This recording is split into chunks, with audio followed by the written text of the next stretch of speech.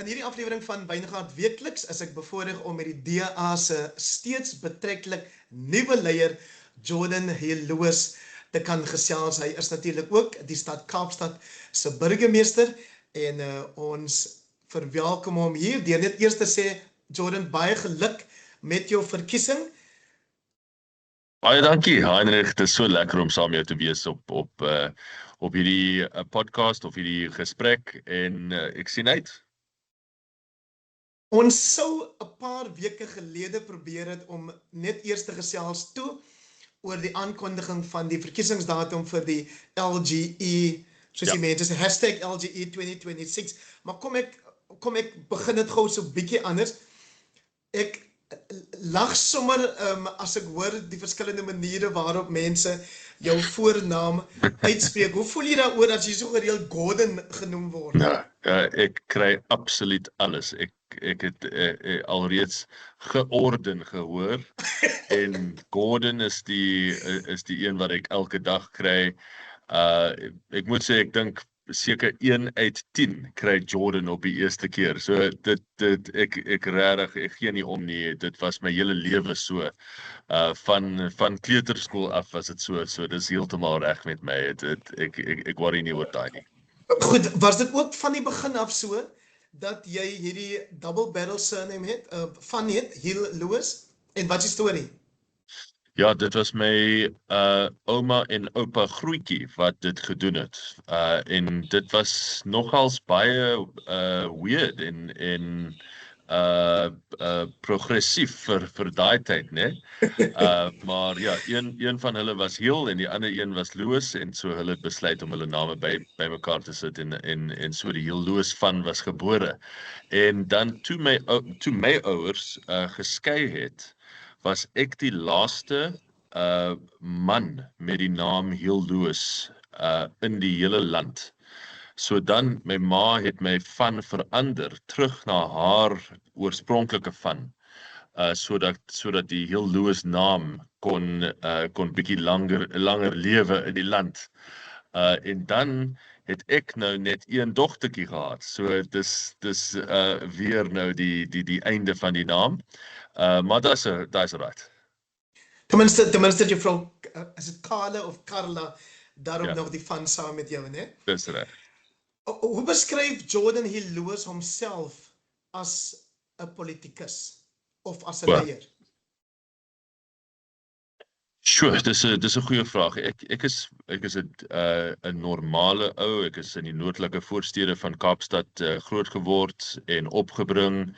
En my ma was 'n verpleegster. Ek is grootgemaak in 'n huis met 'n enkel ma.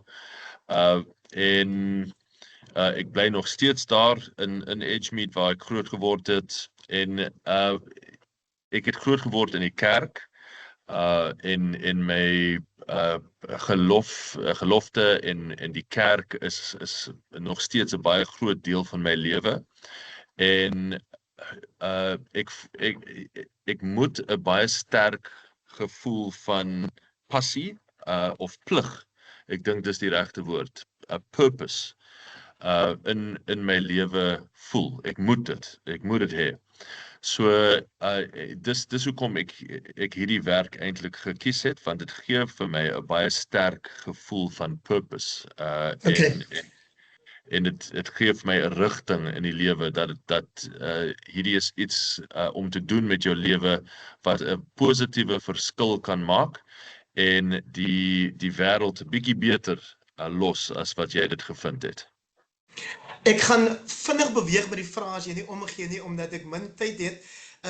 Ek het daai vraag spesifiek gevra omdat jy in jou aanvaardingstoespraak jou voorgangers gelys het en gesê het wat jy gedink het, die sterkpunt van elkeen van hulle was. Wat dink jy is jou sterkpunt as nuwe partyleier? Wel, ek is 'n mens wat lief is vir mens. Die beste gedeelte van my job elke dag as burgemeester is eintlik om uit van die kantoor uit te wees en in die gemeenskappe van Kaapstad. En ek voel dieselfde vir die land. So ek dink dis die sterkste gedeelte van my leierskap is dat ek werklik dit geniet om elke persoon te ontmoet, hulle stories te hoor en saam met hulle te praat. En so uit jou voorgangers uit het jy gesê Helen Zille is die leier wat weet van connect with people. Ja. En hoe is julle twee se persoonlike verhouding? Fantasties. Ek het 5 jaar vir Helen gewerk as haar stafhoof en voor dit het ek nog 2 of 3 jaar vir haar gewerk as 'n junior staflid as deel van haar span. En dit was net absoluut wonderlik. Ek het byna alles geleer oor die politiek wat ek ken. Het ek En van haar Helen, motorbestuur. Sê weer? Jy het gesê jy was ook 'n driver gewees. Dis reg. Dit was my eerste job. Dit was my eerste job in die campaignspan. Daar was baie vrae toe jy verkies is oor wat gaan jy nou doen met jou voorganger John Steenhuisen. Jy het hom laat aanbly in die kabinet. Hoe sou jy sê is julle werksverhouding op die oomblik? Nee, dit is baie goed. Ek was baie naby aan John en ons is goeie vriende. Ons het baie jare saam spandeer in die parlement. Nou dat hy 'n minister is hy ontsettend besig. So ek het bitter min van hom gesien die laaste 2 jaar. Maar ek glo nog steeds hy het 'n uitstekende job gedoen as leier van die party. Hy het die party gestabiliseer. Ons kan nou vorentoe kyk en hy is besig om 'n ongelooflike en verwoestende krisis te hanteer in daai departement en ek weet hy gaan dieselfde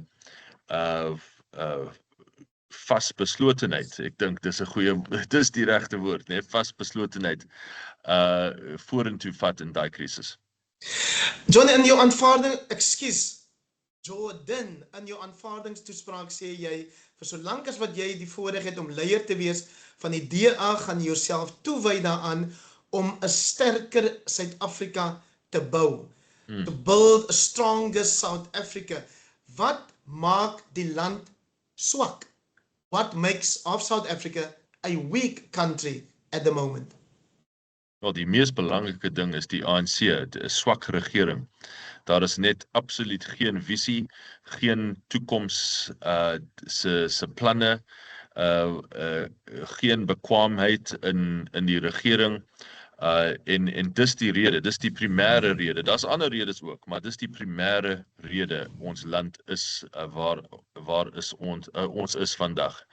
En dis die grootste verskil wat moet verander, die grootste verandering wat ons moet bring.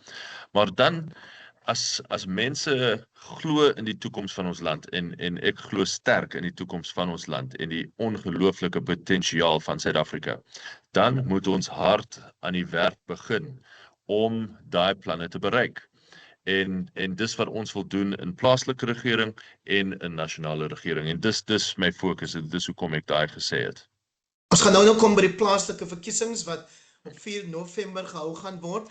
Beskryf net vir my die politieke kultuur binne die DA, want almal sê gewoonlik binne die ANC, daai ken ons, dis korrup, daar's bedrog, daar's gesentraliseerde besluitneming, daar's kaderontplooiing. How do you describe the political culture of the DA? Dis 'n baie demokratiese en federale politieke kultuur. So enige van ons of elke van ons 9 provinsies en ons binne die provinsies het ons 'n klomp streke ook, regions. Hulle het baie sterk besluitingsmagte hulself en hulle dryf hulle eie veldtogge en al die werk wat hulle doen op daai streeksvlak of provinsiale vlak dryf hulle hulself. And sometimes that makes it quite complex because it's not easy to get something done across the country quickly like this in the DA. You've got lots and lots of federal layers. But I still think it's much healthier. Dis baie meer gesond. En die mees belangrike ding, Heinrich, is dat daar is absoluut sterk strukture. Dis nie net ek wat opstaan in die oggend en besluit hierdie is wat ons gaan vandag doen of jy mag net hierdie sê of jy mag nie op daai issue praat nie. Dis nie my besluit nie. Ek is die leier. Ja, ek praat vir die publiek. Ek is absoluut 'n belangrike deel van die besluitnemingsstruktuur, maar daar is daar is sterk strukture wat staan al dekades in die party. En so mense weet hulle kan staat maak op daai strukture en hulle kan glo daai strukture sal seker maak dat hulle 'n fair chance kry in die party.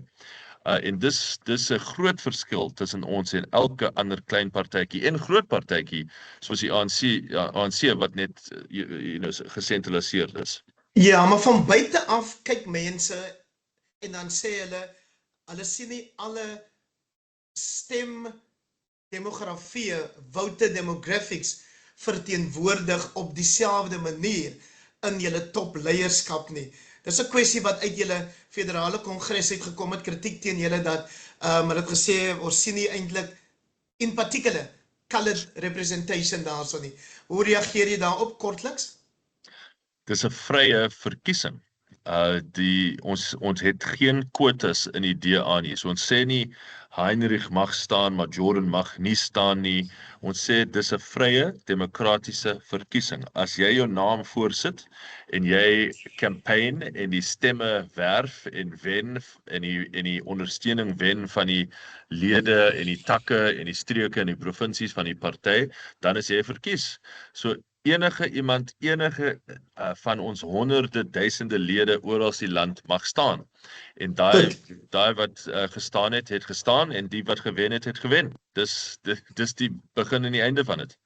Is dit waar dat Dr. Ivan Meyer by die lokaal uitgestorm het nadat hy nie verkies is nie? Ek het daai gehoor, ek het nie daai gesien nie. Natuurlik was ek nog steeds I was backstage still, maar ek het hom gevra en ek dink dis heeltemal natuurlik dat dis heeltemal wat dit verwag dat 'n mens kan bietjie kwaad raak as jy 'n verkiesing verloor. Jy vat 5 minute of 10 minute, jy vat halfuur om you gather your thoughts and then you come back and you'll be fine. And so it's confirmed. I did ask him about it, and he said that he was very cross at the time, but he's absolutely fine now. Okay, kom ek vra jou oor die belangrikheid van eerlikheid in 'n leier. Ek dink jy het met jou eerste uitsprake oor die Phala kwessie byvoorbeeld en pogings om 'n mosie van wantroue teen president Ramaphosa in te stel, was jy baie clear daaroor jy's 'n ander leier, vir jou gaan dit oor die regte ding doen. Is dit sustainable? Is dit volhoubaar in die Suid-Afrikaanse politiek? Wel, dit moet wees. Dis die enigste manier, dis die enigste fundament waarop ons gaan 'n nuwe suksesvolle Suid-Afrika bou. Jy gaan dit nie bou nie op doen net of sê net wat goed is om in beheer te kom of in regering in te bly nou. Dit sal jou help in die volgende paar maande of miskien in die volgende paar jare, maar sal nie help vir die toekoms van die Suid-Afrika wat ons wil bou nie. Ons moet dit bou op beginsels. So as deel van daai beginsels kry jy ook nou 'n top-up salaris van die party? Nog nie, maar ek hoop dit sal binnekort begin. En hoe regverdig jy dit? Wel, absoluut. Ek doen ongelooflik baie werk as die leier van die DA, so dis heeltemal pikfyn. En as daar 'n regsmening kom wat sê julle mag nie eintlik dit doen nie want jy kry nou nog 'n salaris en as burgemeester is jou pay heel right, gaan julle dit aanvaar dan of dit in die hof betwis? Nee, natuurlik nie. Maar ek dink nie dit sal 'n probleem wees nie. I mean, dis heeltemal pikfyn om te sê as 'n mens nog werk doen vir die party, dan kan jy wat noem jy dit, 'n emolument of 'n gratuity whatever kry. And of course you must declare it, you must follow the law. Sê weer? Ook in die geval van ministers. Is daar ene van hulle wat dit ek dink nie so nie, maar I don't think it would be a problem as long as they declare it. Goed, dan wil ek net vir jou vra oor die regering van nasionale eenheid. Wat sou jy sê was tot nou die voordeel vir die DA party en ook julle ondersteuners en vir die land dat julle deel is van die RNU of GNU? Wel, die voordeel vir die land is absoluut duidelik. Die land is in die beste posisie wat ons was in 2 of 3, nee, definitief 2 dekades, miskien meer as 2 dekades. Ons het die beste kans om weer die ekonomie reg te kry, om te begin te groei en werk te skep. So dis baie goed vir die land. En mees belangrik, ons het hierdie doomsday koalisie van die EFF en die MK uitgehou. Okay. Vir die party is dit baie belangrik dat ons wys ons staan op vir ons party se beginsels en ons veg vir die 4 miljoen mense wat ons daar gesit het. En so daai's altyd 'n risiko. In elke koalisie is dit 'n risiko, maar jy moet net seker maak dat jy sterk is en dat jy opstaan vir wat jy glo. So hoekom sukkel julle nog om die devolution of die afwenteling fight te wen nou ook in die area? Oor polisiemagte. Ja. Wel, die ANC is baie lief. Hulle voel baie sensitief oor enigste van daai departemente of portefeuilles wat gaan oor sekuriteit. Polisie, intelligensie en die weermag. So daai gaan 'n bitter sukkel en geveg word, maar ons sal dit wen, moenie worry nie. Dan is dit nou tyd vir die local government election. Julle het in hierdie week het julle voter registration of kiesersregistrasie plakate begin ophang. Ek het nou op pad na hierdie onderhoud toe het ek een gesien dit sê stem of liewer help die DA om die stad Kaapstad aanhou te laat werk. En daar's mense wat sê ja, maar jy weet dit werk nie heeltemal so goed vir almal wat in die stad bly nie. Hoe gaan julle daai narratief verander? Wel, ek dink ons het baie werk gedoen om daai narratief te verander. Enige persoon wat het gekyk het na die werk wat ons gedoen het hierdie laaste 4,5 jaar, sal sien ons het miljarde rande ingeploeg en belê in arme gebiede van hierdie stad met nuwe infrastruktuur wat die kwaliteit van die lewe en die kwaliteit van basiese dienste verbeter vir elke inwoner van ons stad en spesifiek vir armer gebiede van die stad. En niemand kan daarmee stry. Dis absoluut clear. Jy kan nie daarmee twyfel. Dis duidelik. Kom ek sluit af met 'n persoonlike vraag. Jy het aan die begin vertel van jou familiegeskiedenis, dat jou ouers het geskei en dat jy 'n enkel ouer kind is. Wat het dit gedoen om jou as mens te vorm? So ek het baie jonk groot geword. My ma het die night shift, ek weet nie nou wat die Afrikaanse woord vir night shift is, nagskof, dis reg, nagskof gedoen om bietjie meer geld te verdien. So ek het aande oorgeslaap by die hospitaal in die verpleegsterskamertjie daar. En so ek moes baie jonk groot word. Toe ek bietjie ouer was, het my ma besluit om oorsee te gaan, net om to make ends meet, want 'n verpleegster in Saudi-Arabië waar sy gaan werk het baie meer verdien as 'n verpleegster in Kaapstad of in Suid-Afrika. En dan het ek 'n paar jaar met my pa gebly en dan het ek alleen gebly van die ouderdom van 18 was ek op my eie. En so ek moes baie jonk groot word en so ek het gesien wat vat dit om na jouself te sorg. En so ek dink dit het vir my 'n insig gegee wat ouer as my jare was. Dis wat baie mense vir my sê. So ek dink daar is 'n bietjie van die waarheid in daai sê. Het jy al geleentheid gehad om met president Cyril Ramaphosa te praat as een partyleier teenoor die ander? Ja, ons het al 'n paar kere gepraat. Ons het een keer net 'n paar dae na my verkiesing gesig tot gesig gepraat in 'n vergadering in Johannesburg. En dan so al 'n paar keer op die telefoon. Ervaar jy hom as 'n betroubare, eerlike leier? Ek doen. Ek moet sê, ek dink president Ramaphosa wil die beste doen vir die land. Ek het ook kritisie oor hoe sy dit doen of hoe hy dit doen, verskoning. Maar ja, ek dink hy gaan te stadig. Hy kan baie vinniger gaan met die ekonomiese reforms wat ons moet dryf om die ekonomie aan die groei te kry. Maar ek respekteer hom. Hy is amper dieselfde ouderdom as my ma. So ek respekteer hom en ek respekteer die amp, die kantoor van die president. En ek is 'n passievolle Suid-Afrikaner. So ek wil hê dat Suid-Afrika moet werk. Ek is nie deel van die wat wil hê dat Suid-Afrika ontplof of dat Suid-Afrika nie dit maak nie. Ek wil hê dat dit werk en dat dit 'n suksesvolle toekoms. So op daai basis, ek dink ons kan 'n verhouding bou. Maar ek sê nog altyd absoluut duidelik, hierdie is waarvoor ek staan. Hierdie is die dinge waarin ek glo en ek sal nie daarvan beweeg nie, want dis die mandaat wat ek van amper 4 miljoen Suid-Afrikaners gekry het. En wat is die kern van dit waarin jy glo?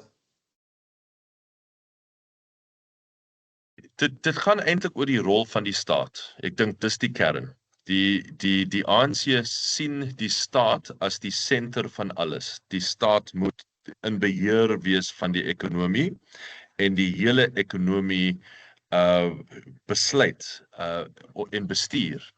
En ons sien dit heeltemal andersom. Die rol van die staat onder die DA is 'n baie bekwame staat, maar 'n staat wat doen net wat die spesifieke plig, die konstitusionele plig van die staat is, en dat die staat moet uit die weg beweeg, en laat die ekonomie groei, laat private besigheid belê, en laat die ekonomie floreer. En dit is, ek dink, die fundamentele verskil. Ons tyd is verstreke, maar ek is tog nuuskierig oor wie jy beskou plaaslik of internasionaal in die hede of in die verlede as jou politieke rolmodel. Wie is daai politikus na wie jy kyk? So ek is baie naby aan Helen, en Helen is vir my 'n ongelooflike groot figuur in my lewe. Maar internasionaal het ek groot geword gedurende die jare van Bill Clinton en dan Tony Blair en dan Barack Obama. En ja, hulle het baie goed verkeerd gekry, daar's geen perfek leier, maar ek was baie beïndruk hoe goed hulle was met koneksie te bou met gewone mens. Spesifiek, ek dink Clinton en Obama was ongelooflik talentvol met daai aspek. So ek het daar gekyk en toe ek begin om baie passievol te raak oor die politiek, het ek hulle gekyk en gesien, okay, hier is twee mense wat uitstekend is in die praktyk en die wetenskap van politiek. So ek dink, ja, en dan het ek amper, nee, daar's seker duisende boeke oor Winston Churchill, maar ek het 'n groot gedeelte van hulle persoonlik gelees, en hy is natuurlik 'n held van my ook. Jordan Hill Louws, baie dankie vir jou tyd, DA-leier en burgemeester van Kaapstad, en sterkte met jou werk. Baie dankie, Heinrich.